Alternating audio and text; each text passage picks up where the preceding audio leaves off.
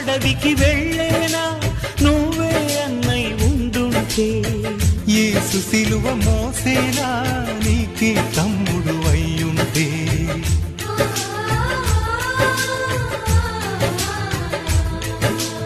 అమ్మంటూ లేకున్నా జన్మంతా జరిగేనులే, అన్నంటూ లేకుంటే క్షణమైనా యుగమౌనులే. కనకున్నను కన్నమ్మవై కడుపున మము దాచి కాచిన దైవమా, మానో గిలిలో పండేదంతా పుణ్యమే, మా జాబిలికి ఏడాదంతా